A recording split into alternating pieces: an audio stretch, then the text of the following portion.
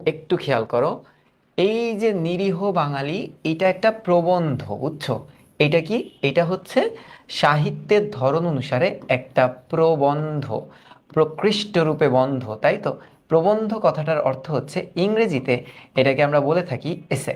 কি বলি? এসে। এসে কি? Essay is a piece of writing that gives us author's own argument.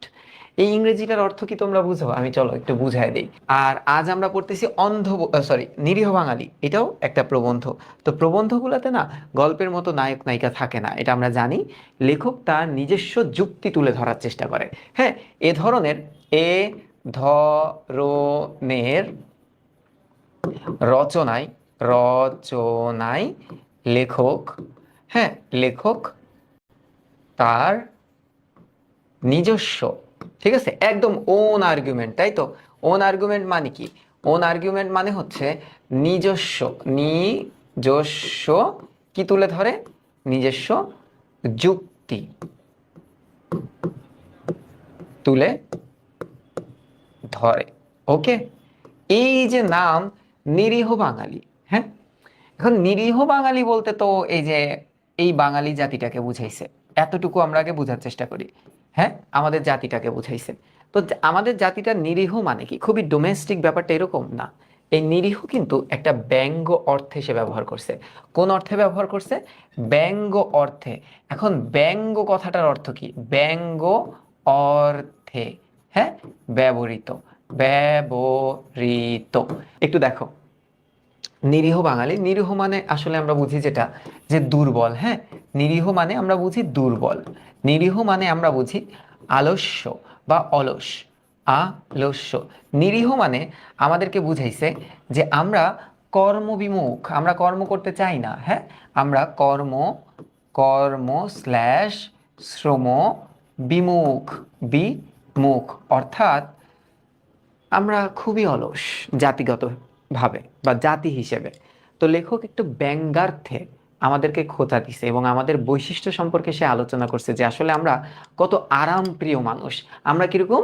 আমরা অনেক আরাম প্রিয়, অনেক আরাম প্রিয়। ঠিক আছে, আমরা কোনো রিস্ক নিতে চাই না। আমরা এমন সকল ব্যবসা করি যে ব্যবসায় কায়িক শ্রম অনেক কম। আমরা কোনো রিস্ক নেই না। ওই যে আমাদের একটা খুব সুন্দর একটা ডায়লগ ভাইরাল হয়েছিল না, রিস্ক হ্যাঁ তো ইশক হ্যাঁ। মানে কি? যেখানে রিস্ক আছে সেখানেই ভালোবাসা আছে। কিন্তু এই রচনাটা একদমই ভিন্ন, যে আমরা বাঙালি হিসেবে কতটা পিছিয়ে, এবং বাঙালি হিসেবে আমরা শুধু আরাম চাই আর আমরা মাংনা খাবার চাই। দেখো, একটু আমরা দেখব রোকেয়া সাখাওয়াত হোসেন। রোকেয়া সাখাওয়াত হোসেন আমাদের সাহিত্যের জন্য খুব একটা ইম্পর্টেন্ট বা ইম্পর্টেন্স সে বহন করে, ব্যাপারটা এরকম না। হ্যাঁ, সে ইম্পর্টেন্ট মানুষ, কারণ আমরা যদি একটু দেখি যে টপ 20 বাঙালি বিশ্বে, টপ 20 বাঙালি বলছি, নট বাংলাদেশি, কারণ বাঙালি বলতে সিরিয়ালিওনেও বাঙালি আছে, বাঙালি বলতে আমাদের পশ্চিমবঙ্গে আছে, আবার ত্রিপুরার আশেপাশেও কিছু বাঙালি আছে, উড়িষ্যার আশেপাশে কিছু বাঙালি আছে। তো এই পুরা বিশ্বের বাঙালি কমিউনিটিতে টপ 20 জন পার্সোনালিটির ভিতরে কিন্তু বেগম রোকেয়া অন্যতম ছিল। প্রথম যে সে হচ্ছে শেখ মুজিব, দ্বিতীয় হচ্ছে রবীন্দ্রনাথ ঠাকুর, তৃতীয় হচ্ছে কাজী নজরুল ইসলাম, এরকম করে বেগম রোকেয়া সাখাওয়াত হোসেনও কিন্তু একটা জায়গা দখল করে রাখছে। এবার একটু দেখো, এ অবশ্যই তার যোগ্যতার কারণে। আর টপ ফেমিনিস্ট যারা ছিল এই বাঙালিদের ভিতরে, বা এখনো যারা আছে তাদের ভিতরে, সব থেকে কি বলে, উম বলতে পারো তুমি তাকে আসলে পুরুষ বিদ্বেষী বলতে পারবা না, সে নারীবাদী অনেক। ঠিক আছে, একটু দেখো, রোকেয়া সাখাওয়াত হোসেন 9 ডিসেম্বর 1880 সালে রংপুর জেলার পায়রাবন্দ গ্রামে জন্মগ্রহণ করেন। তার পিতা জহিরুদ্দিন মোহাম্মদ আবু আলী হায়দার সাবের সম্ভ্রান্ত ভূস্বামী ছিল। সম্ভ্রান্ত কথাটাকে তুমি ধরতে পারো এভাবে, যে অনেক ধনী, অনেক ধনী। ভূস্বামী মানে কি? ভূমির মালিক। ভূস্বামী কথাটার অর্থ হচ্ছে ভূমির মালিক ছিলেন, ভূমির মালিক। হ্যাঁ, ভূমির মালিক ছিলেন। এবার দেখো, ছোটবেলায় বড় বোন করিমুন্নেসা বেগম রোকেয়াকে বাংলা শিক্ষায় সাহায্য করে। এই পার্টটা এই বছরের জন্য খুব ইম্পর্টেন্ট, ঠিক আছে? এই পার্টটা একটু মনে রাখবা, MCQ অথবা কয়ের জন্য। পরে তিনি বড় ভাই ইব্রাহিম সাবেরের তত্ত্বাবধানে ইংরেজি শিক্ষা শেখেন। তার মানে বাংলা এবং ইংরেজি তিনি কিন্তু তার দুইটা সিবলিংসের কাছ থেকে শেখেন, এক হচ্ছে বোন, আরেকটা হচ্ছে ভাই। এবার একটু খেয়াল করো, আহ বিহারের অন্তর্গত এই যে বাংলা, বিহার, উড়িষ্যা মিলেই তো টোটাল বঙ্গ ছিল। সেখানের এই বিহারের একটা জায়গা আছে যেটার নাম হচ্ছে ভগলপুর বা ভাগালপুর বলে সেটাকে। সৈয়দ সাখাওয়াত হোসেনের সঙ্গে বিবাহের পর তিনি বেগম রোকেয়া সাখাওয়াত হোসেন নামে পরিচিত হন। তার মানে তার আগের নাম ছিল হচ্ছে রোকেয়া। আর বেগম কথাটা বলা হতো কোনো ভদ্র মহিলাকে, আমরা বলি না ভদ্র মহিলা এরকম, বা ভদ্র মহোদয়, নারীদেরকে তখন বেগম নামে সম্বোধন করা হতো, ঠিক আছে। আর পুরুষদেরকে বাবু বলে সম্বোধন করা হতো। এই বাবু বলতে তোমরা যাদেরকে মেসেঞ্জারে বাবু বলো, আসলে ঘর সংসার করো যাদের সাথে, তো সেই বাবু না, এই বাবু এরকম বাবু না, হ্যাঁ। এই বাবু বলতে সম্ভ্রান্ত মানুষদেরকে, পুরুষ মানুষদেরকে বাবু বলা হতো এবং নারীদেরকে বেগম বলা হতো। দেখো, আহ বাদশাহ, বাদশার স্ত্রীকেও কিন্তু বেগম বলা হয়। এবার একটু দেখো, তিনি বেগম রোকেয়া নামে পরিচিত হন। স্বামীর প্রেরণায় তিনি সাহিত্য চর্চা শুরু করেন। সমকালীন মুসলিম সমাজে প্রচলিত কুসংস্কারের বিরুদ্ধে তিনি লেখনী ধারণ করেন। তিনি 4টা লেখা লিখছে, একটা হচ্ছে পদ্মরাগ, মতিচুর, অবরোধবাসিনী, আরেকটা জানি কি লিখছে তিনি, সুলতানা স্বপ্ন। তার এই 4টা বই যদি আমরা একটু পড়ি, এই 4টা বই বিশেষ করে সুলতানার স্বপ্ন, সুলতানাস ড্রিম, এই বইটাকে যদি আমরা একটু পড়ার চেষ্টা করি, আমরা দেখব যে সুলতানা নামে একটা নারী ছিল, একটা মেয়ে ছিল। তো সে অপরিচিত একটা নারী, যার নাম হচ্ছে সারা, এবং গল্পে যাকে ভগিনী সারা বলে ডাকা হয়েছে। ভগিনী কথাটার অর্থ হচ্ছে ভগ্নী, হ্যাঁ। ভগ্নী মানে বোন, ভগিনী মানে বোন, মানে সারা, সিস্টার সারা বলে তাকে ডাকা হয়েছে। তো কোনো ঘটনাক্রমে সারার বাগানে যায় এবং সে খুব লজ্জা পায়। কেমন লজ্জা পায়? কারণ মেয়েরা সব সময় ঘরে থাকতো। অবরোধ বলছে না, অবরোধ মানে কি? আটকে থাকা। বাসিনী মানে কি? অবরোধে যে নারীরা থাকে, যে নারীরা ঘরে আটকে থাকে। তো সুলতানা এরকমই ঘরে আটকে থাকে একটা নারী। সে যখন সারার বাসায় যায় বা তার উদ্যানে যখন যায়, সে অনেক লজ্জা পায়, ঘুমটা টুমটা দিয়ে থাকে, অবগুণ্ঠন হয়ে থাকে। তখন ভগিনী সারা বলে, তোমার ভয়ের কোনো কারণ নেই, এখানে কোনো পুরুষ মানুষ নেই। তখন সুলতানা কি করে, সুলতানার খুব ভালো লাগে এবং সে খুব ফ্রেশলি চারিদিকে ঘুরতে পারে, তার ফ্রেশ বাতাস খুব ভালো লাগে। নিশ মানে টেনশন ফ্রিলি সে ঘোরাঘুরি করে সেই বাগানের মধ্যে, এবং সে কল্পনা করে বা চিন্তা করা শুরু করে যে পুরা কলকাতায় যদি এরকম পরিবেশ থাকতো, পুরা কলকাতায় যদি পুরুষ মানুষ গায়েব হয়ে যেত, তাহলে আমাদের কত ভালো হতো। তো তিনি কিন্তু নারীবাদী ছিল এবং তার লেখালেখিতে নারীবাদী এই বিষয়গুলা ফুটে উঠছে। এবার একটু দেখো, মুসলিম নারী জাগরণে তিনি অগ্রণী ভূমিকায় অবতীর্ণ হন। সাখাওয়াত মেমোরিয়াল গার্লস স্কুল ও আঞ্জুমান ই খাওয়াতিন ই ইসলাম প্রতিষ্ঠা করে তিনি মুসলিম নারীদের শিক্ষা ও সংস্কৃতির পথে অগ্রসর করতে সাহায্য করে। এরপরে তার কিছু গ্রন্থ আছে, যেমন ধরো প্রথমটা হচ্ছে পদ্মরাগ। এটা একটু মনে রাখতে হবে, এই পদ্মরাগ এটা তার লেখা একমাত্র উপন্যাস, বুঝছো? এটা তার লেখা একমাত্র উপন্যাস। আবার এই যে সুলতানা স্বপ্নটা আছে না, এই যে সুলতানা স্বপ্ন, এই সুলতানা স্বপ্নটা কিন্তু ইংরেজিতেও ট্রান্সলেট হয়েছে। কোনো কোনো জায়গায় এটাকে উপন্যাস, কোনো কোনো জায়গায় এটাকে গল্পগ্রন্থ হিসেবে ধরা হয়েছে। অবরোধ বাসিনী, এই অবরোধ বাসিনী যেটা আছে, এই অবরোধ বাসিনী এটা ধরা হয় তার শ্রেষ্ঠ রচনা। এটা গল্পগ্রন্থ, এটা একটা গল্পগ্রন্থ, গল্প গ্রন্থ বা গল্প সংকলন বলতে পারো। এই গল্প সংকলনটা তার শ্রেষ্ঠ, শ্রেষ্ঠ বলতে শ্রেষ্ঠ, যেটা 1931 সালে প্রকাশ পাইছিল। এটার ভিতরে 47টা অনুগল্প আছে, মানে ছোট ছোট 47টা গল্প নিয়ে তিনি একটা বই রচনা করেন এবং এই বইটা হচ্ছে তার শ্রেষ্ঠ বই। এবার একটু দেখো, মতিচুর, এখানে আরেকটা, এই মতিচুরটা হচ্ছে তার প্রবন্ধ গ্রন্থ, তার প্রবন্ধ গ্রন্থ বা প্রবন্ধের বই, তার উল্লেখযোগ্য গ্রন্থ এই 4টাই। ইন্টারের বইতেও এই 4টাই দেওয়া আছে। দেখো, তিনি 1932 সালে মৃত্যুবরণ করেন। তাহলে তোমরা এতটুকু দাগাদাগি হয়ে গেলে একটু তোমরা ডান লেখো, একটু ডান লেখো, দ্রুত একটু ফেলো, আমি একটু বলি, আবার একটু রিক্যাপ করি। নিরীহ বাঙালি এটা নামকরণের উদ্দেশ্য কি? বাঙালি বলতে আমাদের বাঙালি জাতিকে বোঝাচ্ছে। তার আগে নিরীহ কথাটার অর্থ হচ্ছে কবি ব্যঙ্গার্থে, লেখিকা ব্যঙ্গ করতে চাইছে, একটু মজা নিতে চাইছে আমাদের সাথে। কিভাবে? যে নিরীহ কেন বলছে আমাদেরকে? কারণ আমরা অনেক দুর্বল, হ্যাঁ, আমরা খুবই উইক, আমরা খুবই অলস, আমরা লেজি, খুবই লেজি। আমরা আমরা কর্ম বা শ্রম বিমুখ। কর্ম বা শ্রম বিমুখ কথাটার অর্থ কি? যে আমরা কাজ করতে চাই না, আমরা খালি বসে বসে খেতে চাই, এবং অনেক আরাম প্রিয় একটা জাতি হচ্ছে এই বাঙালি, খুবই আরাম প্রিয় জাতি, কোনো রিস্ক নিতে চায় না তারা জীবনে। এবার একটু দেখি আমরা পাঠ পরিচিতিটা যখন বিশ্লেষণ করব, তখন তোমরা একটু ধারণা পাবা। দেখো, একটু ভালো মতো ধারণা নেওয়ার চেষ্টা করি। নিরীহ বাঙালি বেগম প্রবন্ধটি রোকেয়া সাখাওয়াত হোসেন বাঙালি নারী পুরুষের প্রাত্যহিক, প্রাত্যহিক কথাটার অর্থ কি?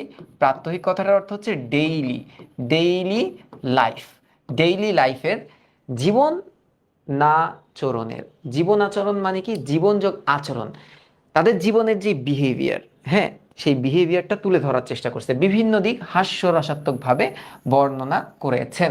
এইটা একটু এমসিকিউর জন্য পড়বা, যে তিনি কি প্রকাশ করতে চাইছে, কিভাবে প্রকাশ করতে চাইছে। বাঙালি পুরুষগণ কিরকম? অলস প্রিয়তা, খুবই অলস, লেইজি, তারা লেইজি। শারীরিক পরিশ্রমে অনীহা, বসে থাকতে চায়, আরাম করতে চায়, তারা খুবই আরাম প্রিয়, আরাম প্রিয়। হ্যাঁ, আচ্ছা। বাগাড়ম্বর আচরণ সম্পর্কে আলোচনা যেমন রয়েছে, তেমনি নারীদের অহেতুক রূপচর্চা, পরচর্চা ও নিজেদের অবলা প্রমাণ করা, অবলা মানে দুর্বল, অবলা কথাটার অর্থ হচ্ছে দুর্বল, প্রমাণ করার সর্বাত্মক প্রচেষ্টার প্রতি আলোচনা করা হয়েছে। নারীরা কেমন জানো? বেগম রোকেয়ার মতে নারীরা হচ্ছে ধরেই নিছে তারা দুর্বল, তারা আর কিছু করতে পারবে না, ঠিক আছে, তাই তাদেরকে সবাই অবলা বলে। কিন্তু নারীরা যদি ট্রাই করে, তাহলেও দুনিয়া পরিবর্তন করা সম্ভব তার মতে। এখন বলতেছে দেখো, প্রকৃতপক্ষে ব্যঙ্গাত্মক এ প্রবন্ধের মাধ্যমে বেগম রোকেয়া সাখাওয়াত হোসেন বাঙালি পুরুষ ও নারীকে সত্যিকারের সামাজিক, পারিবারিক ও জাতীয় কাজে প্রণোদিত করতে চেয়েছেন। প্রণোদিত কথাটার অর্থ কি? উৎসাহী। কি করতে চাইছে? উৎসাহী, উৎসাহী করে তুলতে চাইছে। প্রবন্ধ আমাদের ইতিবাচক ও গুরুত্বপূর্ণ কাজের প্রতি মনোযোগী হওয়ার শিক্ষা দেয়। এটা আসলে তিনি অনেক খোঁচা দিছে আমাদেরকে। তো মানুষ যখন খোঁচা বা খোঁটা নেয়, তখনই কিন্তু তার গায়ে লাগে এবং তারা সিরিয়াস হয়ে ওঠে। এরকমই একটা রচনা এখন আমি তোমাদেরকে পড়াবো। তোমরা একটু বই খাতা নিয়ে বসো, আমি ধরে ধরে প্রতিবারের ন্যায় পড়াবো তোমাদেরকে, ঠিক আছে? নাও শুরু করি। এখন কি বলতেছে দেখো, বলতেছে, শুরু করলাম, হ্যাঁ। আমরা দুর্বল নিরীহ বাঙালি, তার মানে এখানে সে ব্যঙ্গ অর্থে কথাটা বলছে। কোন অর্থে? ব্যঙ্গ অর্থে, ব্যঙ্গ অর্থে বলছে। কেন? কেন ব্যঙ্গ অর্থে বলছে? কারণ আমরা খুবই অলস, আমরা কি? অলস। এবং আমরা কি? আমরা শ্রম বিমুখ, ঠিক আছে, কাজ করতে চাই না। এই বাঙালি শব্দে কেমন সুমধুর, তরল, কোমল, নরম, হ্যাঁ, নরম ভাব প্রকাশ হয়। যে লেখিকা বলতে চাইছে যে বাঙালি নামটার ভিতরেই একটা কোমলতা কাজ করে। তো মানুষ কিভাবে শ্রম দিবে? আহা, এই অমীয় স্বীকৃত বাঙালি কোনো বিধাতা গড়িয়াছিলেন। বলতেছে আহা, এই অমীয় সিক্ত এত সুন্দর বাঙালি কোন সৃষ্টিকর্তা যে করেছেন। কুসুমের সৌকুমার্য, কুসুম মানে কি? কুসুম মানে হচ্ছে ফুল, কুসুম কথাটার অর্থ ফুল, আর সৌকুমার্য মানে হচ্ছে সৌন্দর্য, সৌন্দর্য।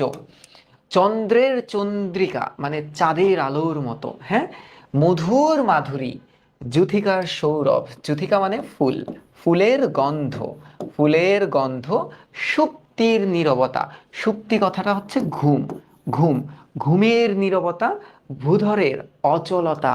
ভূধর মানে কি? ভূধর কথাটার অর্থ হচ্ছে পৃথিবী, পৃথিবীর এই নিশ্চল অবস্থা, নিশ্চল বা থেমে থাকা অবস্থা আর কি, নিশ্চল, নিশ্চলতা, নিশ্চলতা।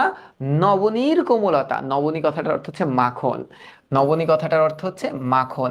মাখনের কি বলতো? কোমলতা মানে কি? নরম ভাব, নরম ভাব, অর্থাৎ বাঙালি মাখনের মতো নরম, ধরলেই গলে যায়, ওরা ভারী কিছু করতে পারে না। হ্যাঁ, সলিলের তরলতা, সলিল মানে কি? পানি, সলিল মানে কি? পানি। পানি কেমন হয়? পানি তরল হয়, পানির মতো এই বাঙালি জাতি। এক কথায় বিশ্বজগতের সমুদয়, সমুদয় মানে কি? সব, হ্যাঁ, সমুদয় মানে কি? সব সৌন্দর্য এবং স্নিগ্ধতা লইয়া বাঙালি গঠিত হইয়াছে। তার মানে সে বাঙালি জাতির একটা বৈশিষ্ট্য এখানে দিল। কোথায়? এই যে বাঙালি জাতির, বাঙালি জাতির বৈশিষ্ট্য, বৈশিষ্ট্য সে দিল। ওকে, নামটি যেমন এক মিনিট। দেখো, আমাদের নামটি যেমন শ্রুতিমধুর, তদ্রূপ, তদ্রূপ মানে কি তেমনই, তেমনই আমাদের সমুদয় মানে সব, সমুদয় মানে কি সব, ক্রিয়াকলাপ সহজ ও সরল। ক্রিয়াকলাপ মানে কি কাজকর্ম, কাজ কর্ম সহজ সরল। দেখবা কিছু বাচ্চা কাচ্চা আছে, এই বাচ্চা কাচ্চাগুলো কেমন অনেক নাদুস নুদুস হয়, তারা খুব একটা দৌড়াদৌড়ি করে না, ঘরে বসে থাকে, মায়ের একদম আদরের সন্তান হয় তারা। তারা কিন্তু ভারী কোনো কাজ করতে পারে না, কিছু হলেই কান্নাকাটি শুরু করে দেয়। তো বাঙালি জাতিটাকে এরকম তুলনা করছে যে তারা মাখনের মতো নরম। মাখনরে যদি কেউ ধরতে চায়, ধরে উঠাইতে চায়, মাখন তো একদম গলে চারিদিক থেকে পড়ে যাবে। তো বাঙালি জাতির বৈশিষ্ট্য হিসেবে এগুলা বুঝাইছে, আর এগুলা কোনোটাই সে ভালো চোখে দেখেনি, সমালোচনার চোখে বলছে। এই প্রত্যেকটা জিনিসই কিন্তু সে কি সমালোচনার, সমালোচনার সাথে বর্ণনা করেছে, বর্ণনা করেছে, ক্রিটিসাইজ করছে যে এটা আসলে ঠিক না। বলো তো বুঝছো কি না? এবার দেখো, তিনি বাঙালিকে আরো কিছু জিনিসের সাথে তুলনা করছে। সে বলতেছে দেখো, আমরা মূর্তিমতি কবিতা, মূর্তিমতি মানে কি আমরা একদম স্থির, একদম স্থির। মূর্তিমতি মানে কি, মূর্তিমতি কথাটার অর্থ হচ্ছে স্থির, হ্যাঁ, মূর্তির মতো কবিতা। যদি ভারতবর্ষকে ইংরেজি ধরনের একটি অট্টালিকা মনে করেন, টোটাল ভারতবর্ষ মানে এই দেশটাকে, হ্যাঁ, এই দেশটাকে দেখো ভালো মতো দেখো, এই দেশকে ইংরেজি ধরনের, ইংরেজি ধরনের মানে কি ইংলিশ টাইপ, অর্থাৎ ইংল্যান্ডের মতো বা অতি আধুনিক, আমরা ধরলাম অতি আধুনিক, ওরা তো অনেক আধুনিক ছিল ওই যুগে, হ্যাঁ, অতি আধুনিক একটি অট্টালিকা। অট্টালিকা কথাটার অর্থ কি, অট্টালিকা কথাটার অর্থ হচ্ছে বিল্ডিং মনে করেন। তবে বঙ্গদেশ, বঙ্গদেশ কথাটার অর্থ কি এই বাংলাদেশ, হ্যাঁ, এই বাংলাদেশ। এখন তোমরা বলতে পারো যে ভাই তখন তো বাংলাদেশ ছিলই না। স্বাভাবিক, কারণ তিনি মারা যায় হচ্ছে 1932 সালে, এটা হয়তোবা রচনা করছে 32-এর আগে। তো বঙ্গদেশ বলতে বাংলা অঞ্চলটাকে বুঝাইতেছিল, বাংলা হতে পারে, কলকাতা হতে পারে, বাংলাদেশ হতে পারে, এই অঞ্চলটাকে বুঝাইতেছিল। তবে বঙ্গদেশ হবে তাহার বৈঠকখানা। বৈঠকখানা মানে কি ড্রয়িং রুম। যে ড্রয়িং রুমটা কেমন হয় বলো তো, ড্রয়িং রুমটা অনেক সাজানো হয়। ড্রয়িং রুমের কিন্তু অ্যাকচুয়ালি কোনো কাজ থাকে না, মেহমান আসলেই সাজানো একটা ঘরে বসে, তারা কিন্তু এই রুমটাতে কিন্তু এত কাজ হয় না। তো এই রুমটাকে তুলনা করছে বাঙালি জাতির সাথে। বাঙালি জাতি এরকম, তারা খুব একটা কাজ করে না, তারা সব সময় সেজেগুজে থাকে, হ্যাঁ, কোনো কারণ ছাড়া। এবার কি বলতেছে, এবং বাঙালি তাহাতে সাজসজ্জা। সাজসজ্জা কথাটার অর্থ কি সৌন্দর্য বর্ধনকারী, সৌন্দর্য, সৌন্দর্য, সৌন্দর্য বর্ধনকারী, সৌন্দর্য বর্ধনকারী, তিনটা জিনিস আসছে। সে বলতেছে চলো তোমাদেরকে এখন আমি বাঙালি জাতির কিছু পরিচয় দিই, লেখিকা বলতেছে। তো মানুষ বলবে না, হ্যাঁ দাও দাও দাও পরিচয় দাও, অবশ্যই পরিচয় দিবা। সে বলতেছে বাঙালি জাতিটা কেমন জানো, চলো একটা তুলনা দিই। তুলনাটা হলো পুরা ভারত দেশটা কে সে তুলনা করছে একটা বিল্ডিং এর মতো, হ্যাঁ, এবং এই বিল্ডিং এর মাঝখানে একটা রুম আছে, ড্রয়িং রুম। এই সাজানো ড্রয়িং রুমটা হচ্ছে বাংলাদেশ। এবং এই ড্রয়িং রুমের বিভিন্ন উপাদান আছে না, সাজসজ্জার উপাদান, ধরো একটা টেবিল ল্যাম্প আছে, একটা সোফা সেট আছে, বা একটা পর্দা আছে, এটা হচ্ছে বাঙালি। কেন এটা বাঙালি? কারণ এগুলো খুব সুন্দর, বাঙালিও সুন্দর, এরা সেজে গুজে থাকতে পছন্দ করে, অলস, আর কিছু করে না এরা। হ্যাঁ, এবার কি বলতেছে দেখো, যদি ভারতবর্ষকে একটি সরোবর মনে করেন, সরোবর কথাটার অর্থ হচ্ছে লেক, সরোবর কথাটার অর্থ কি লেক। আমরা রবীন্দ্র সরোবরের নাম শুনছি না ঢাকায় অবস্থিত ধানমন্ডিতে, এটা একটা সুন্দর লেক, হ্যাঁ, বা একটা খাল, একটা বিল। এখন কি বলছে, ভারতবর্ষকে যদি একটা খালের মতো, একটা লেকের মতো আপনারা তুলনা করেন, তবে বাঙালি তাহাতে পদ্মিনী মানে পদ্ম ফুলের মতো। বাঙালি কি পদ্ম ফুল, ভুল লিখছি দেখো, পদ্ম ফুল। পদ্ম ফুল খুব সুন্দরভাবে ওই সরোবরে, স্বচ্ছ সরোবরে একদম পরিষ্কার পানিতে ফুটে থাকে, একদম মনে হয় একটা টিপটপ কোনো নায়িকা বসে আছে ওখানে। বাঙালি জাতিটা হচ্ছে এরকম। এবার কি বলতেছে, যদি ভারতবর্ষকে একখানা উপন্যাস মনে করেন, তবে বাঙালি তাহার নায়িকা। কেন নায়িকা?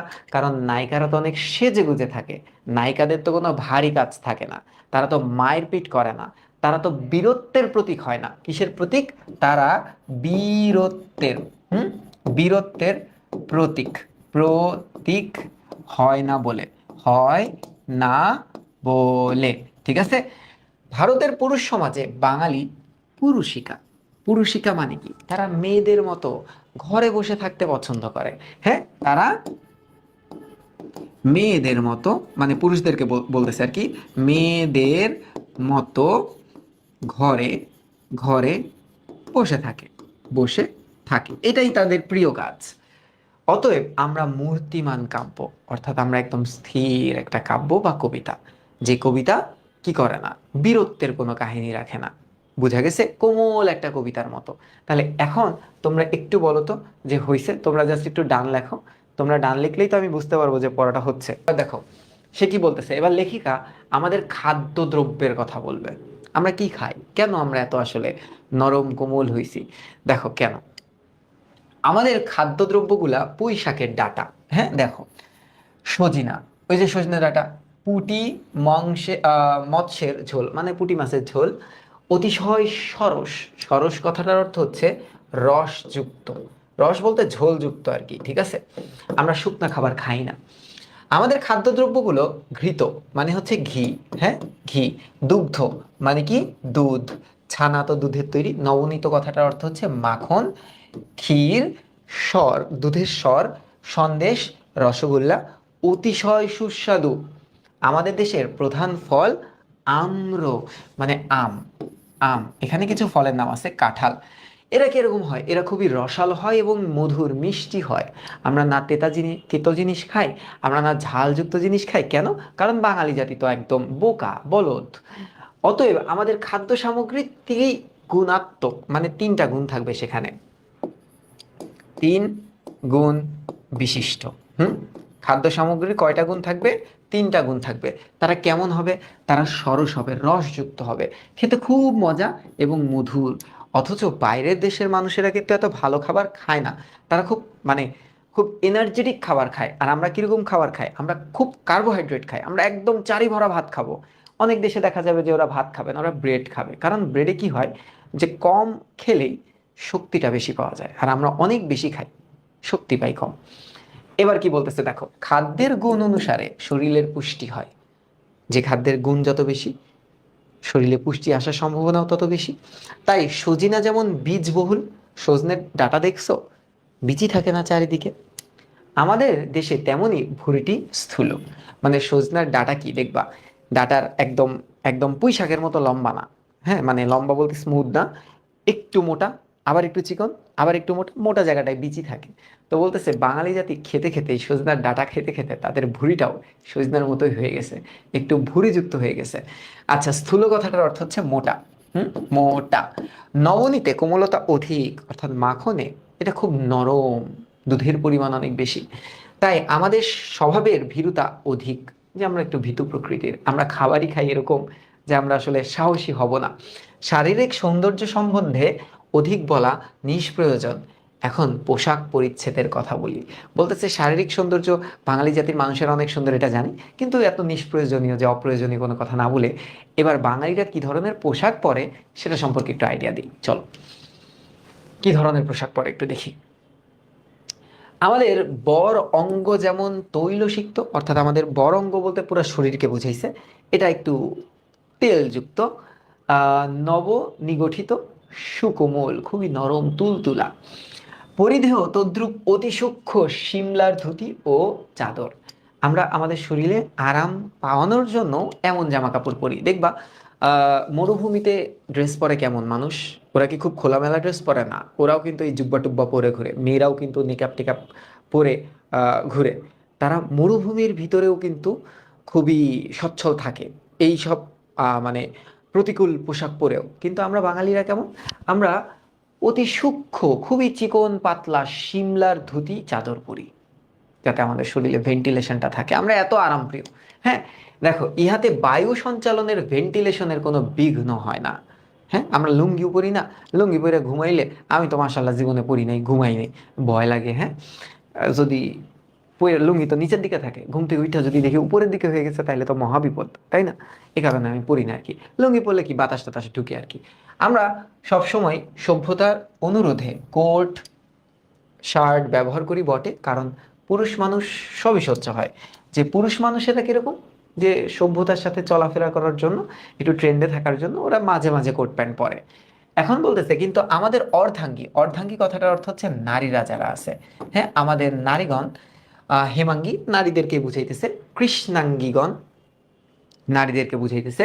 তদানুসারে, তদানুসারে মানে কি, তাদের অনুকরণে, তাদের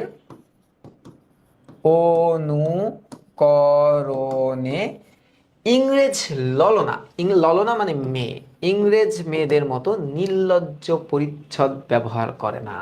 তার মানে দেখো, বেগম রোকেয়া কিন্তু অন্য কালচারকে প্রমোট করেনি। সে নারী অধিকার নিয়ে কথা বলছে ঠিক, কিন্তু ওদের মতো হতে বলেনি। সে কিন্তু ইংরেজদের ড্রেসকে, তারা অনেক ছোট ছোট ড্রেস পরতো ওই সময়, ধরো স্কার্ট পরতো, স্লিভলেস ড্রেস পরতো, তো এগুলোকে নির্লজ্জ পোশাক হিসেবে ধরছে। তো আমাদের নারীরা আবার এগুলো ব্যবহার করে না। তাহারা অতিশয় সুকুমারী ললিতা লজ্জাবতী। লতিকা, সুকুমারী মানে কি, একদম কুমারী, হ্যাঁ একদম অল্প বয়স্ক কুমারী। ললিতা, ললিতা মানে তো মেয়ে, লজ্জাবতী মানে খুবই লজ্জা পায়, খুবই লাজুক স্বভাবের, লাজুক, লতার মতো, লতার মতো, লজ্জাবতী লতার মতো, দেখতে টাচ করলে একদম কাছামাছি হয়ে যাবে, হ্যাঁ। অতি মসৃণ সূক্ষ্ম হাওয়াই শাড়ি তারা পরে। এইটা একটু মনে রেখো, তারা কোন ধরনের শাড়ি পরে। জামদানি লিখো না কিন্তু, বইয়ে জামদানি বলা নাই। বাঙালির সব বস্তুই সুন্দর, স্বচ্ছ এবং সহজলভ্য। বাঙালির গুণের কথা লিখিতে হইলে অত্যন্ত মসি, মসি কথাটার অর্থ হচ্ছে কালি, যে অনেক বেশি কলমের কালি লাগবে, কাগজ লাগবে, ও অক্লান্ত লেখকের আবশ্যক। যে বাঙালির যদি গুণের সম্পর্কে বলি, অনেক কিছু লেখা যাবে, অনেক কালি লাগবে, কলমের কালি শেষ হয়ে যাবে এরকম। আর লেখিকার অনেক ধৈর্য লাগবে। তার কি বলতেছে, সংক্ষেপে দু চারিটি গুণের বর্ণনা করি। এবার বাঙালির গুণের কিছু বর্ণনা করবে, কেমন বাঙালি দেখো। ধনবৃদ্ধির দুইটা উপায় আছে, মানে টাকা পয়সা বাড়ানোর আমাদের দেশে দুইটা উপায় আছে। এক হচ্ছে বাণিজ্য করা, বাণিজ্য মানে হচ্ছে বিজনেস করা, হ্যাঁ একটা হচ্ছে বিজনেস করা, আরেকটা এগ্রিকালচার খাতে ইনভেস্ট করা বা কায়িক শ্রম করা। এই দুইটাতেই কিন্তু তোমার শারীরিক শ্রমের প্রয়োজন, ভারী কাজ, রিস্কের কাজ। আমাদের প্রধান ব্যবসা কিন্তু, তাই বলিয়া আমরা আরব্য উপন্যাসের, আরব্য উপন্যাস মানে আরব উপন্যাসের সিন্দাবাদের ন্যায় বাণিজ্যপথ অনিশ্চিত ফলাফলের আশায় অনন্ত অপার সাগর ভাসাইয়া দিয়া নৈরাশ্যের ঝঞ্ঝাবাতে ওতপ্রোত হই না। সিন্দাবাদ কে ছিল? হি ওয়াজ আ রিস্ক টেকার। হ্যাঁ কি ছিল? সে অনেক রিস্ক নিতে পারতো, রিস্ক টেকার। কারণ কি? সে ব্যবসার উদ্দেশ্যে, খেয়াল করো, সে কি, বাণিজ্য পথ অনিশ্চিত ফলাফলের আশায়, মানে সে জানে না যে আমি যদি জাহাজে করে সাগর পাড়ি দেই, ব্যবসা করতে পারবো কি করতে পারবো না, তারপরও সে রিস্ক নিছে, হ্যাঁ আশায় অনন্ত অপার সাগর। অনন্ত মানে কি, যার কোনো শেষ নাই। অপার মানে বিশাল এই সাগর ভাসাইয়া দিয়া নৈরাশ্যের, নৈরাশ্য মানে দুরাশা, নৈরাশ্য মানে কি, দুরাশা। আর ঝঞ্ঝাপথ মানে ঝামেলা, ঝামেলায় ওতপ্রোত হই না। ওতপ্রোত হই না মানে আমরা জড়াই না, জড়াই না। বোঝার চেষ্টা করো যে আমরা ব্যবসা করি ঠিক আছে, কিন্তু আমরা এমন কোনো ব্যবসা করি না যে ব্যবসায় রিস্ক আছে। কারণ আমরা জানি যেই ব্যবসায় ঝুঁকি যত বেশি, লাভও তত বেশি। ঠিক আছে, মানে এটা হচ্ছে সমানুপাতিক একটা সম্পর্ক, যে ঝুঁকি বাড়লে তোমার লাভটাও বাড়তে পারে, হ্যাঁ এরকম আর কি। আমরা ইহাকে সহজ ও স্বল স্বল্পায় আয়াস সাধ্য করিয়া লইয়াছি। যে ব্যবসাটাকে আসলে আমরা কেমন করছি জানো, আমরা কোনো রিস্ক নেই না, কিন্তু অল্পতেই যেটা করা যায় আমরা সেই ধরনের ব্যবসা করি। কেমন? অর্থাৎ বাণিজ্য ব্যবসায় যে কঠিন পরিশ্রম আবশ্যক, তাহা বর্জন করে ফেলছি আমরা। যে ব্যবসা করতে আমাদের যে মেন্টাল এবং শারীরিক শ্রম প্রয়োজন, এটা আমরা করি না। আমরা নর্মাল ব্যবসা করি, আমরা একদম হালকা পাতলা ব্যবসা। এই জন্য আমাদের দোকানে প্রয়োজনীয় জিনিস নাই, আমরা খুব একটা ইনোভেটিভ জিনিস রাখি না। শুধু বিলাস দ্রব্য, নানাবিধ কেশ তৈল, মাথার চুলের তেল, যেগুলো বানাইতে খুব কম পরিশ্রম লাগে, ও নানা প্রকার রোগবর্ধক ঔষধ, রাঙা পিত্তলের অলংকার, পিতলের অলংকার। আমরা কিন্তু গোল্ড রাখি না, কারণ গোল্ড মাইন করা তো অনেক টাফ। আমরা নকল জিনিস, আমরা পিতলের অলংকার বিক্রি করি। হ্যাঁ এটা হচ্ছে পিতল, ধাতু একটা। নকল হীরার আংটি আমরা রাখি, বোতাম ইত্যাদি বিক্রয়ার্থে আমরা মজুত করে রাখি। মজুত মানে কি, রিজার্ভ বা স্টকে রাখি, আমরা স্টকে রাখি। ইদৃশ, ইদৃশ মানে এ সকল, এ সকল ব্যবসায় কায়িক পরিশ্রম নাই। কায়িক কথার অর্থ কি? কায়িক কথার অর্থ হচ্ছে শারীরিক, শারীরিক কোনো পরিশ্রম নাই। আমরা খাঁটি সোনা রূপা হীরা জওয়াহেরাত রাখি না, মানে জমা রাখি না। হ্যাঁ, কারণ টাকার অভাব। কেন? কারণ টাকার অভাব। আমরা তো ওরকম পরিশ্রমী না যে টাকা অর্জন করতে পারবো, আমরা নকল জিনিস বিক্রি করব। আচ্ছা, বিশেষত আজকালই কোনো জিনিসের কোন জিনিসটা নকল হয় না, এই কারণে আমরা সব জিনিসের নকল করি। এটা অনেকটা এরকম, আমরা দেখবা রাস্তায় কিছু জুতা পাওয়া যায়, গুচির জুতা। তো গুচির জুতা কি রাস্তায় পাওয়া যায়? এটা তো নকল। আমরা নকল করতে বা নকল পড়তে খুবই বেশি আগ্রহী এবং অভ্যস্ত। বলো এতটুকু হয়েছে কিনা? হ্যাঁ, এতটুকু হয়েছে কিনা একটু আমাকে বলো তো। একটু আমাকে বলো, একটু দেখো এবার কি বলতেছে। যখনই কেউ একটু যত্ন পরিশ্রম স্বীকার পূর্বক দীর্ঘকেশী তৈল প্রস্তুত করে, অমনি আমরা তদ তদানুকরণে রস্যকেশী বাহির করি। মানে ব্যাপারটা বোঝার চেষ্টা করো। কেউ একটু পরিশ্রম করে চুল বড় করার একটা তেল বের করছে। দীর্ঘ কেশ, কেশ কথাটার অর্থ হচ্ছে চুল, দীর্ঘ কেশ মানে হচ্ছে লম্বা চুল। হ্যাঁ, লম্বা লম্বা চুল। একটু দেখো, কেউ অনেক পরিশ্রম করে এটার ফর্মুলেশনটা করছে। তখনই আমরা কি করি জানো? আমরা এটার বিপরীত জিনিস নিয়ে আসি, কিভাবে চুল কমাইতে হয়। এটাকে বলা হয় রসকেশী। কুন্তলিনের সঙ্গে কেশলিন বিক্রয় হয়। কুন্তলিনের সাথে কেশলিন, এটা হচ্ছে তেলের নাম, শব্দার্থে পাবা। এটা তেলের নাম বুঝাইছে, এগুলো বাজারে পাওয়া যায়। বাজারে মস্তিষ্ক স্নিগ্ধকারী মানে মাথা ঠান্ডা করা। মস্তিষ্ক স্নিগ্ধকারী মানে কি? মাথা ঠান্ডা করা ঔষধ যেমন আছে, মস্তিষ্ক উষ্ণকারী ঔষধ আছে। মানে অপ্রয়োজনীয় যা কিছু থাকে মার্কেটে সব আছে আমাদের। এক কথায় বলি, যত প্রকারের নকল ও নিষ্প্রয়োজনীয়, নিষ্প্রয়োজনীয় মানে অপ্রয়োজনীয়, অপ্রয়োজনীয়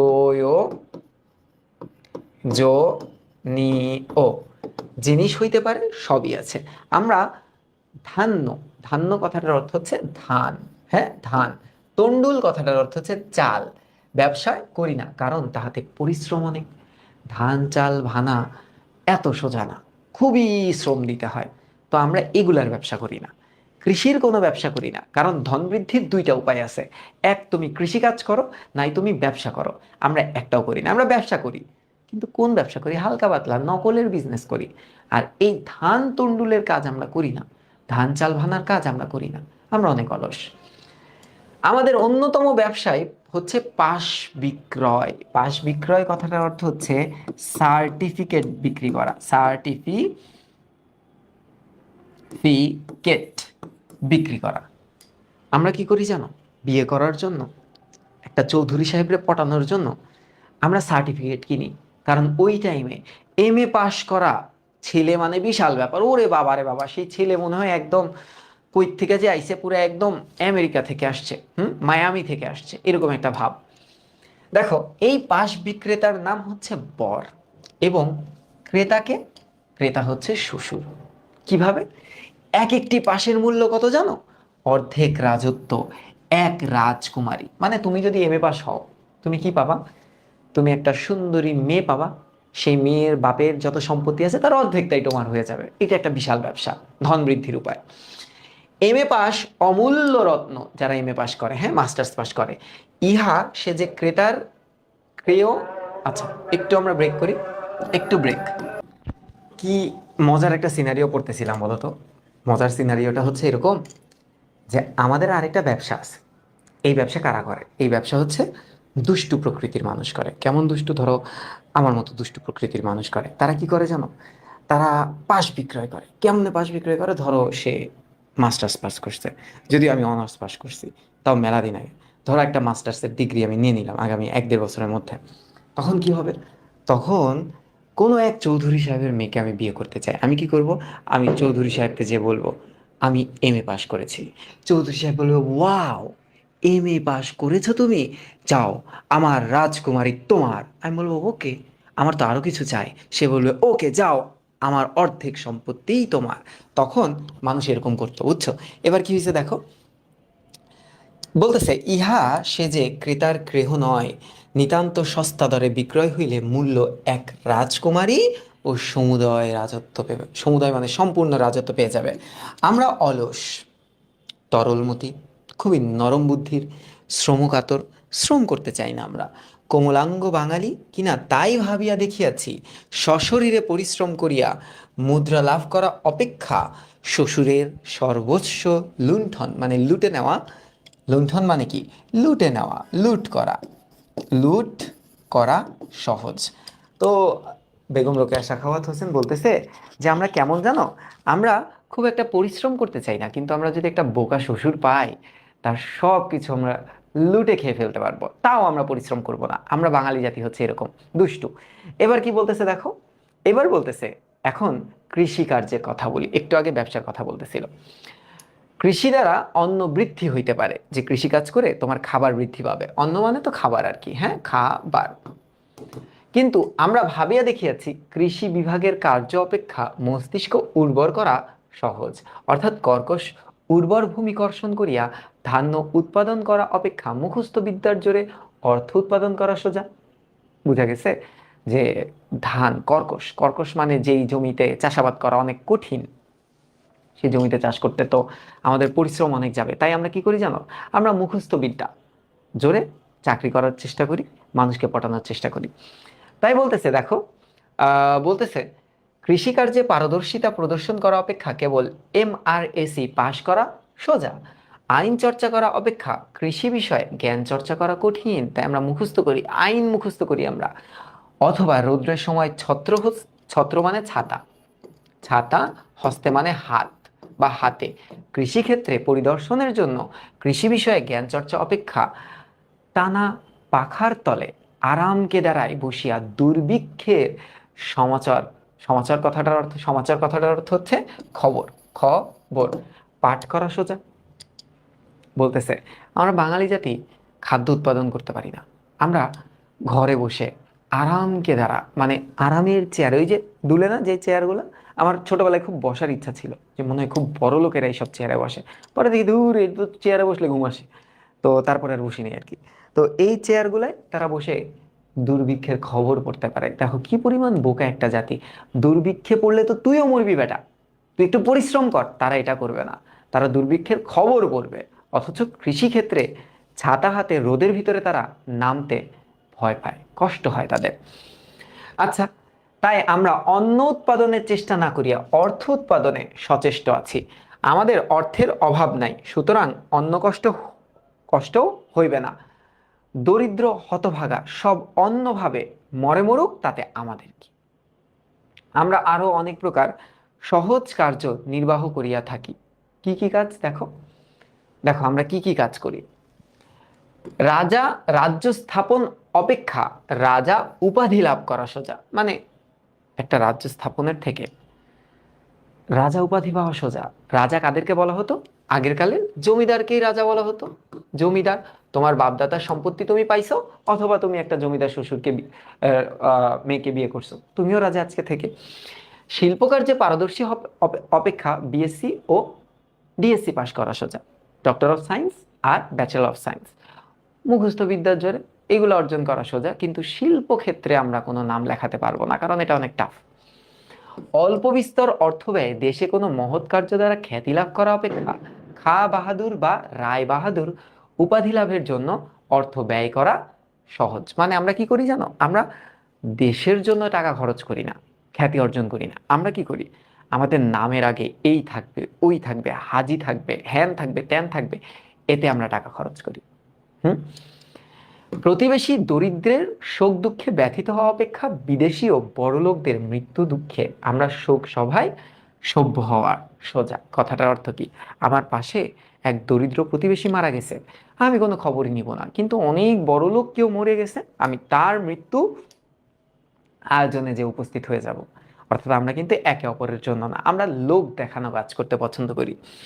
দেশের দুর্ভিক্ষ নিবারণের জন্য পরিশ্রম করা অপেক্ষা আমেরিকার নিকট ভিক্ষা গ্রহণ করা সোজা। দেশে দুর্ভিক্ষ হচ্ছে, তুমি ফসল কম ফলাইছো তাই হইছে, বা কোনো ধরো প্রাকৃতিক দুর্যোগের কারণে হইছে, তো আমরা এটা প্রতিরোধ করার জন্য নিজে থেকে কিছু করব না, আমরা বিদেশি জাতির কাছে হাত পাতবো, প্লিজ আমাকে খাবার দেন। তারপর কি, স্বাস্থ্য রক্ষায় যত্নবান হওয়া অপেক্ষা স্বাস্থ্য নষ্ট করিয়া ঔষধ ও ডাক্তারের হাতে জীবন সমর্পণ করা সোজা। যে আমরা স্বাস্থ্য রক্ষায়, যেমন ধরো আমাদের খাবার, অনেক তেলযুক্ত খাবার খাই, মাখনযুক্ত খাবার খাই, চিজ ভরা ভরা খাই আমরা, হ্যাঁ, মানে মাখন, কিন্তু আমরা স্বাস্থ্য রক্ষা করার চেষ্টা করি না, আমরা নিয়মে চলার চেষ্টা করি না। আমরা ডাক্তারের হাতে নিজের জীবনটা তুলে দিয়ে আসি, আমাকে বাঁচান ডাক্তার, এরকম করলে তো হবে না। স্বাস্থ্যের উন্নতি দ্বারা মুখশ্রীর প্রফুল্লতা, কি সৌন্দর্য বর্ধন করা, অর্থাৎ অপেক্ষা কালিডোর মিশ্র অবরোজ ভিনোলিয়া পাউডার মাখিয়া সুন্দর হইতে আমরা চেষ্টা করি। দেখো, আমরা স্বাস্থ্যের উন্নতির দিকে খেয়াল করি না। কে, মানে আমার স্বাস্থ্য যে নষ্ট হয়ে যাচ্ছে এদিকে আবার খেয়াল থাকে না। আমাদের খেয়াল থাকে কিভাবে চেহারার উজ্জ্বলতা বৃদ্ধি করা যায়, কিভাবে এই মিল্ক অফ রোজ, এই পাউডার, এই লোশন মেরে নিজেকে আরো সুন্দর করা যায়। মানে দেখো, আমাদের হেলদি লাইফ দরকার নেই, আমাদের বিউটিফুল লাইফ দরকার, বিউটিফুল চেহারা দরকার। এরপর কি বলছে দেখো, কাহারও নিকট প্রহার লাভ করিয়া তৎক্ষণাৎ বাহুবলে প্রতিশোধ লওয়া অপেক্ষা মানহানির মোকদ্দমা করা সহজ ইত্যাদি। অর্থাৎ কেউ আমাকে ঘুষি মারছে, আমি তাকে পরক্ষণে ঘুষি না মেরে মানহানির মামলা করছি। কারণ মানহানির মামলা করলে তো আমরা অনেক টাকা পাবো। মানহানি মানে কি, সে আমার মান অর্থাৎ সম্মান, হানি মানে কি কমাই ফেলছে। আমি যদি প্রমাণ করতে পারি আমি লক্ষ লক্ষ টাকা পাবো, কিন্তু আমরা মারামারি করবো না, আমরা খুব দুর্বল। দেখো তারপর কি বলছে, তারপর আমরা মূর্তিমান আলস্য, একটু দেখো, মূর্তিমান আলস্য আমাদের গৃহিণীগণ এ বিষয়ে অগ্রণী, কেহ কেহ শ্রীমতী দিগকে স্বহস্তে রন্ধন করিতে অনুরোধ করিয়া থাকেন। শ্রীমতী মানে আমাদের স্ত্রীদেরকে কেউ কেউ স্বহস্তে মানে নিজের হাতে, স্বহস্ত কথা মানে কি নিজ হাতে, নিজ হাতে, রন্ধন মানে রান্না, রান্না করিতে অনুরোধ করে থাকে। কিন্তু বলি, আমরা যদি রৌদ্রতাপ সহ্য করিতে না পারি তবে আমাদের অর্ধাঙ্গীগণ কিরূপে অগ্নির উত্তাপ সহিবে। এইবার একটা কথা বলছে দেখো, লেখিকা বলতেছে সবাই যে নারীদের দোষ দেয়, তাহলে কি হয়, তোমরা পুরুষেরা একটু রোদের ভিতরে যে কৃষিকাজ করতে পারো না, আর আমরা অগ্নি উত্তাপে অর্থাৎ আগুনের উত্তাপে রান্না করব, না, এ হতে পারে না। বেগম রোকেয়া কথাটা বলছে। দেখো, আমরা কোমলাঙ্গ তাহারা কোমলাঙ্গী, অর্থাৎ আমরা বলতে পুরুষ মানুষ খুবই কোমল, তারাও তো কোমল, নারীরাও তো কোমল। আচ্ছা, আমরা পাঠক তাহারা পাঠিকা, আমরা লেখক তাহারা লেখিকা, অতএব আমরা পাচক না হইলে তাহারা পাচিকা কেমনে হবে। পাচক কথাটার অর্থ হচ্ছে বাবুর্চি বা বুর্চি, অর্থাৎ সে বলছে আমরা পুরুষ মানুষ যদি বাবুর্চি না হতে পারি তাহলে আমাদের স্ত্রী বা অর্ধাঙ্গীগণ বাবুর্চি কিভাবে হবে, তাই তো। এবার বলতেছে, সুতরাং লক্ষ্মী ছাড়া দিব্যাঙ্গনা দিগকে, দিব্যাঙ্গনা মানে কি জানো, স্বর্গীয় হুর পরি, নারীদেরকে হুরের সাথে তুলনা করছে, পরীদের সাথে তুলনা করছে। কাদের সাথে, পরী, ঠিক আছে। আচ্ছা, ও সরি, পরী, পরীদের সাথে তুলনা করছে। এবার একটু দেখো, সুতরাং যে লক্ষ্মী ছাড়া দিব্যাঙ্গনা দিগকে রন্ধন করিতে বলবে, যে এই যে লক্ষ্মী ছাড়া, এই দিব্যাঙ্গনা মানে কি হুর পরীদের, স্বর্গের হুর পরীদের যারা রান্না করতে বলবে তাদের শাস্তি হতে হবে। কি ধরনের শাস্তি দেখো, তাদের ত্রিবিধ দ্বন্দ্ব হওয়া উচিত, মানে 3 ধরনের শাস্তি হওয়া উচিত। এক, তুষানলে দগ্ধ করা, তাদেরকে আগুনে ফেলে দেওয়া। দ্বিতীয়ত জবাই করে ফেলা, এবং তৃতীয়ত তাদেরকে ফাঁসি দেওয়া। অর্থাৎ তোমরা পুরুষ মানুষ হয়ে কৃষিকাজ করতে রোদে যাও না, আর আমাদেরকে বলো নিজ হাতে রান্না করো। হ্যাঁ, আসো আমাদের সাথে রান্না করতে, তাহলে বুঝবা তোমরা কেমন। আমরা সকলেই কবি, আমাদের কাব্যে বীর রস অপেক্ষা করুণ রস বেশি।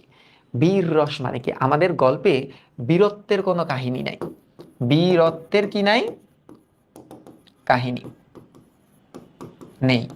কেমন কাহিনী, কষ্টের, করুণ কষ্টের কাহিনী আছে। আমাদের এখানে লেখক অপেক্ষা লেখিকার সংখ্যা বেশি, তাই কবিতার স্রোতে বিনা কারণে অশ্রুপ্রবাহ বেশি বহিয়া থাকে। নারীরা অনেক লেখে, কান্নাও অনেক ঝরে তাদের কষ্টের কথা। আমরা পদ্য লিখিতে বসিলে কোন বিষয়টি বাদ দেই, যে আমরা যখন পদ্য লিখতে বসি আমরা কোনো বিষয় বাদ দেই না। ভগ্ন সূর্প, জীর্ণ কাঁথা, পুরাতন চটি জুতা কিছুই পরিত্যাজ্য না, আমরা সব বিষয়ে লিখি, বুঝছো। যে আমাদের কবিতাতে কি কি নিয়ে লিখি, আমরা আমাদের দৈনন্দিন জীবনে সবকিছু লিখি। ভগ্ন মানে কি, ভগ্ন কথাটার অর্থ হচ্ছে ভাঙা, ভাঙা সূর্প, কুলা চিনো, কুলা, কুলা চালের কুলা, চাল মারানোর কুলা আছে না, ওইটা পরিষ্কার করে, যে চালের থেকে ছোট ছোট বালু কণা এগুলা চারিদিকে ছিটে যায়। গ্রাম বাংলায় দাদিরা নানিরা ফুপু খালারা এগুলা সব সময় বেলতে থাকতো। জীর্ণ কাঁথা মানে কি ছেঁড়া, একদম ছেঁড়া কাঁথা, হ্যাঁ ছেঁড়া কাঁথা। পুরাতন চটি জুতা, কিছুই বাদ যায় না, পরিত্যাজ্য মানে হচ্ছে বাদ যায় না আমাদের রচনা থেকে। আমরা আবার কত নতুন শব্দের সৃষ্টি করিয়াছি, যথা অতি শুভ্র নীলাম্বর, শাশ্বশ্রু নয়ন মানে অশ্রু পরা নয়ন, শ্রীমতীর করুণ বিলাপ প্রলাপ পূর্ণ পদ্মের অশ্রু জলের বন্যায় বঙ্গদেশ ধীরে ধীরে ডুবিয়া যাইতেছে। সুতরাং দেখিতেছেন আমরা সকলেই কবি। মানে কবি বলতে কি বুঝাইছে, যে আমরা সবাই নিজেদের খালি করুণ কাহিনী বর্ণনা করি কবিদের মতো। বাঙালি জাতিটা এতই অলস বা আরামপ্রিয়। আমাদের কি হতে হবে, আমাদের শক্তিশালী হতে হবে এবং আমাদের শ্রম দিতে হবে। ঠিক আছে, বলো তোমরা পুরাটা বুঝতে পারছো কিনা, তোমরা বুঝতে পারছো কিনা। এখানে দেখো কিছু শব্দার্থ দেওয়া আছে।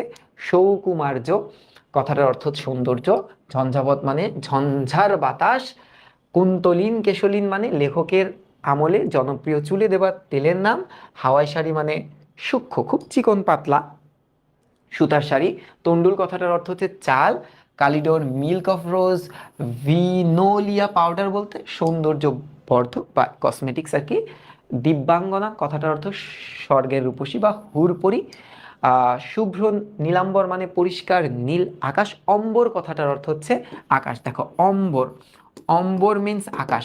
শুভ্র, শুভ্র মানে সাদা বা পরিষ্কার, শুভ্র মানে সাদা বা পরিষ্কার। আর নীল, নীল অম্বর কথাটার অর্থ হচ্ছে পরিষ্কার সাদা আকাশ, নীল আকাশ। শ্রু সজল নয়ন কথাটার অর্থ কি, জল ভরা চোখ। আত্মপ্রশংসা মানে নিজের প্রশংসা করা। তাহলে আমরা এখানে ডান করলাম জিনিসটাকে।